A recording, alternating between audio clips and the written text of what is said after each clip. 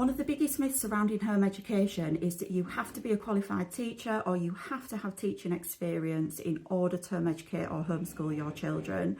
That is absolutely not the case.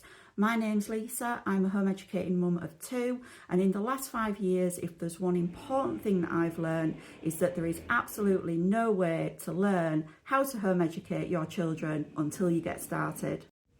When I very first started out home educating my children 5 years ago, I literally bought any and every resource I could lay my hands on to try and make sure that I wouldn't let them down and I would do the best job possible to home educate them. Do you know what happened to all those resources? Do you know what happened to all that money that I spent? It sat in the cupboard for months and months on end. All it did was bombard me with information. It stressed me out. It just piled more pressure onto what was already a really stressful, pressured situation in the beginning. And I ended up flogging them all on eBay and Marketplace. So the main reason for this is because the whole ethos of home education is to tailor the education or the schooling to your child's needs. So when we decide to home educate or we decide to homeschool, not only is it an educational choice, but it's also a lifestyle choice. Now, if I was to say to you right now, what are you going to do with your life? For the next 5 years, I want you to tell me what you're going to do, where you're going to go, what skills you're going to learn, and how you're going to learn them. Your mind would just think, overload. Yet when we start home educating, we think that that's exactly what we should do, or I did at least. I thought that I needed to have a plan. I thought that I needed to arm myself with loads of resources. I thought that I needed to be equipped for anything and everything that could come along. And all I did was, I just overwhelmed myself. It was far too much information. A lot of the information and a lot of the resources I bought, as we got going, I found that my daughter just didn't respond to that kind of learning. She just wasn't interested in it. So that was a complete waste of money.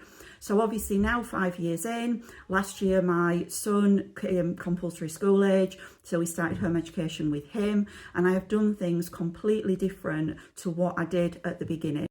So if you're thinking of starting home education, or you're quite new to home education, or you just feel like you're banging your head against a brick wall, what I would say to you is you're probably just overloading your brain with far too much information, and it's just probably making things a lot harder. So the best thing to do is just take a step back and have a little bit of a reset. So while it's always good to follow social media pages and to join forum sites and ask lots of questions, my main advice to anybody would be try not to get too far in front of yourself. You don't know what's going to happen in a month's time. You don't know what's going to happen in a week's time. So don't worry about what's going to happen in a year or 2 years or 10 years' time. I see so many people who are just starting out and they worry about what am I going to do when my children want to sit GCSEs? Where are exam centres? How much is this going to cost? There is really no point in filling your brain and overloading your mind with that kind of information. Just take each day at a time, follow your children's lead.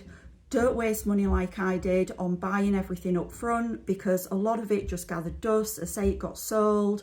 Some of it we tried and it was half finished and it just got put in the loft with all our other bits and pieces. So if you're just starting out, or if you're thinking of home educating, by all means, I say check out my blogs, definitely check out my page. There's loads of great social media pages that you can follow, but please think twice about spending lots of money on things that really are just not necessary.